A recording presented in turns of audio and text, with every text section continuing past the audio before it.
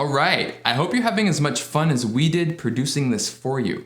In the next lesson, I'm going to show you how to line up all your recorded audio with your video clips and then how to edit your synced footage so that you and I look like we're actually having a real conversation. It's a lot of fun, but does require a little patience, so let's get to it. All right, welcome back.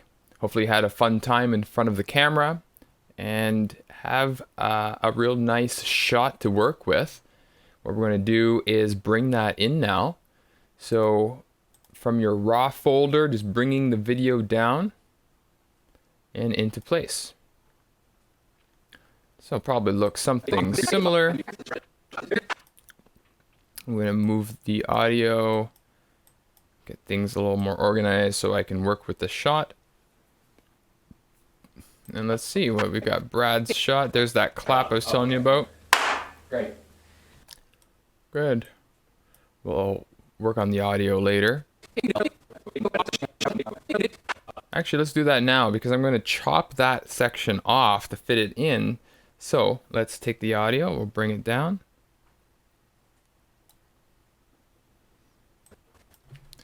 Zoom on in, find that clap. It's easy to find generally. And move that into place. So if that's the option between behind or in front, because it doesn't always exactly line up. I don't think there's a way to make it any better than that. Because that's one, we're so zoomed in, that's just one frame. I think in front is always a little bit better.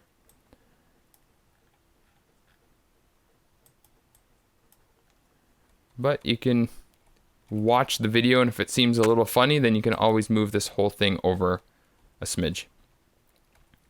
And then my general practice is to move this right over the top. So I'm going to do that because I don't need to have the other audio in place. Now this video clip is linked to this audio clip. I'm going to unlink it like so.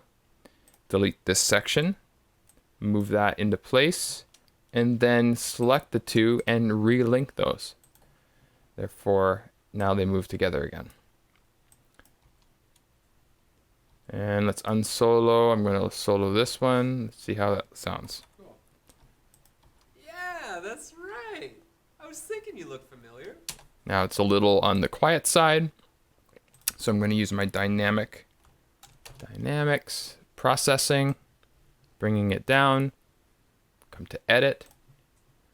Again, just like last time, I'm going to increase the compression and expansion. Now just a little word on this. Essentially, when Brad talks and there's any audio comes in, it follows this line. And so when he speaks at, you can see here, it hits 30 decibels. When we open this up, it's going to climb much quicker. That's right. And expand the volume. I'm going to drop this down, so therefore the clip, you can see if it was like this, anything that hits that clip is going to stay at that one volume. And so that's what compression is. It's kind of compressing the volume. You don't want too much compression, as it kind of sounds funny. But just bringing it down to about -5 is always just nice practice for me. And again, just watching over here, your decibels. Yeah, that's right. I was between 12 and 6. You look familiar. This is so funny. Good. That's sounding pretty good. Expand a little bit Walked more. off wishing I had. Yeah, that's right. Perfect. So now that we've got our audio linked to our video, we'll continue. Let's now take off that clap, find that beginning spot. Hey, didn't we meet in a... So there's the beginning of my my clip. Hey, didn't we... So this will be a nice space to sync up the whole clip together.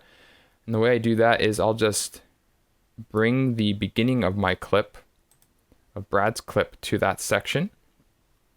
Let's expand the audio from before.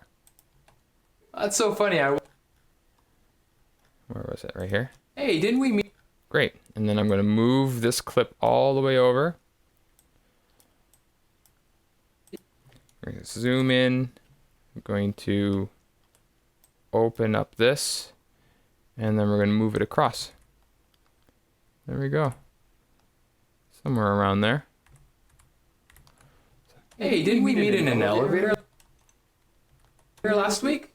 There we go.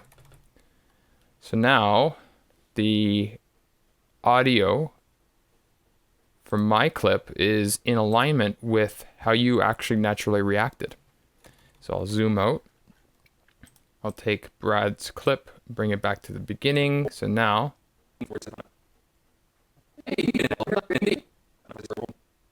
okay, so you can see he doesn't start acting naturally until about here. So I'm going to take my cut tool, cut all, delete all of this.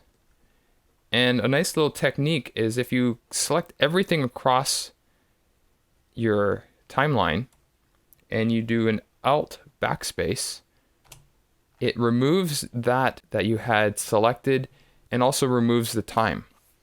So it's kind of nice if you're just clipping little bits off your timeline and wanting the clips to all stay linked together, because the alternative here is just pushing backspace and you would have space between your clips. So again, Alt backspace removes the time completely. There we go. Now we're at the beginning of our scene. Hey, didn't we meet in an elevator last week? Yeah, that's right. I was thinking you looked That's familiar. so funny. I walked off wishing I had. Okay, so right away you can see the timing's a little funky. Thinking you looked That's so familiar. funny. I walked off wishing I had more time to connect with you. Oh, I see here. So what's happening is actually this scene with Brad, I'm actually reading the script. Walked off wishing I had more time to connect with you. I'm so curious to know, how did you get into the work you're doing? So it's a little bit more work on my end than your end, because I had not yet shot my scene before Brad. So we're kind of doing it a little backwards, but that's okay. Cool. So what I want to do is take this audio. Actually, let's give myself some more space here. It's always nice to work with a little more space. Zoom in. We're going to create some clips. Take away the audio we don't need. Yeah, that's right. I was thinking you looked familiar. This is so. Okay. Do the same here. And this is going to help my sight line. Walked off wishing I had more. Find out where he speaks next. So curious to know, what you're doing. Well, Right here.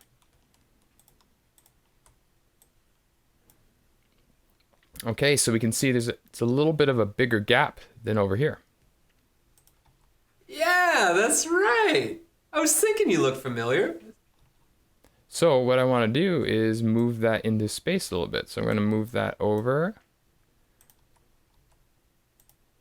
An elevator last week? Yeah, that's right. I was thinking you looked familiar. That's so funny. I walked. And it's just going to shorten the gap a little bit.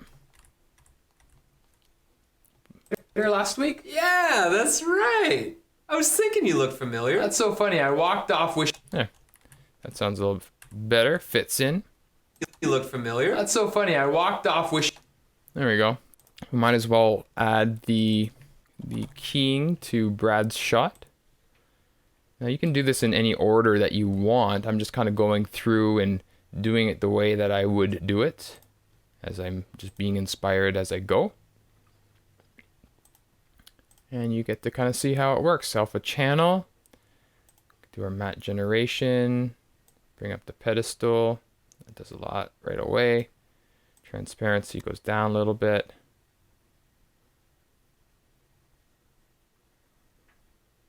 There we go.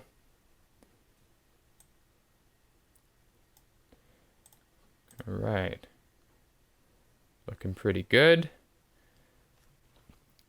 Now chances are good that Brad, because he's shot with the same camera in the same environment, will have the same sort of color thing going on as me. So we can actually just try that out. So I'm going to copy and layer this in, paste the attributes. And we want the color. We don't need the crop, so we'll just add the color. Yeah, it works pretty good. He's a little more tanned than I am. That works fine for now. That doesn't have to be perfect, but just really more to illustrate what's going on. Okay, so now we can see the table here wasn't in perfect space. So again, if you see where we were, if I would to do this again, I would actually get Brad to stand more centered. We had him more in the shot, framed as if he was actually talking to me standing here. Now the reason we do that too is when you think about the shot, two people talking to each other, where's the camera? Now, if I was to move the camera 2 feet to the left, the angle to the lens would be different, and that would be subtly changing the way it looks. Same with that. So if Brad was actually in the middle when we shot, then the camera would be looking directly to the side rather than a foot or two over to the right looking in this way.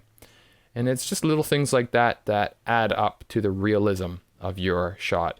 Details, details, details. So here we go. What we want to do is crop his shot. Close the key. Close the color. There's the crop. Okay, we're gonna create the mask for Brad. Come across. All right, we're gonna actually come across this way. I think he puts his drink down too, so we don't want to go too close to his hand. We invert it, and then we take one and do 100% across. There we go.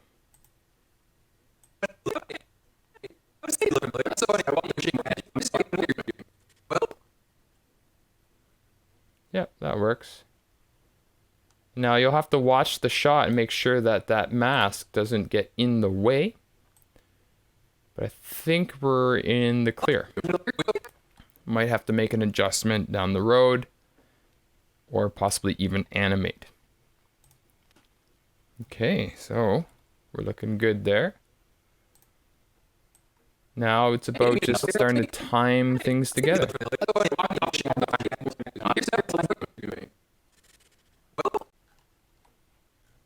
Okay, I just want to show you something here too real quick. Is these little guys have handles, and if you move the handles you can actually get some curves on these. So that's what happened to this one, and sometimes it can throw things off a little bit, so you just got to be aware of that. Oops. I don't know how to get the curves off once you've got them on. I'm sure if I Googled it, I would learn pretty quick. Between 2009 and 2011, I taught more than 500 meditation workshops and classes around the world, and ironically, I got burnt out from teaching too much meditation. At the time, I felt ready to move on and start doing other things. So we're a little bit on the close side here. So you want to keep that in mind too. That we are not getting too close. So I'm going to move Brad back a little bit. And I'm going to move myself over too. There we go.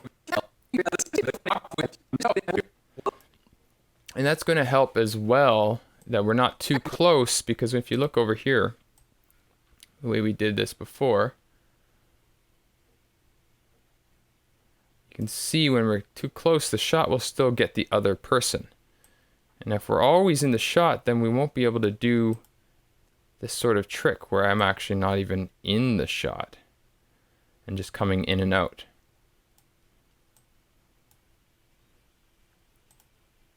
So you can see right away, it's looking a little bit different. The colors are a little different. Every time we do this, it's going to be a little different. There's no real right or wrong. As long as it looks good to you, that's all that really matters. Now, something we haven't done with Brad's shot yet is kind of go into the Ultra key and kind of fix things up a little bit. So let's do that real quick right now too. You can see there's always that little bit of layer around. So we want to matte clean up, add a little choke, soften a little bit.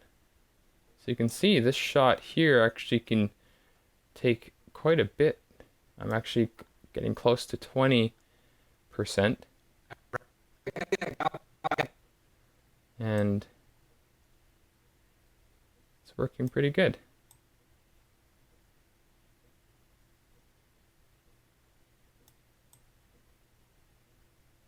All right, I think we're doing a pretty good job there.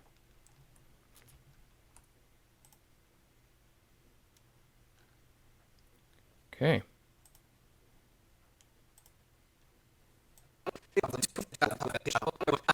All right, so now that you're in the shot, things are kind of lined up.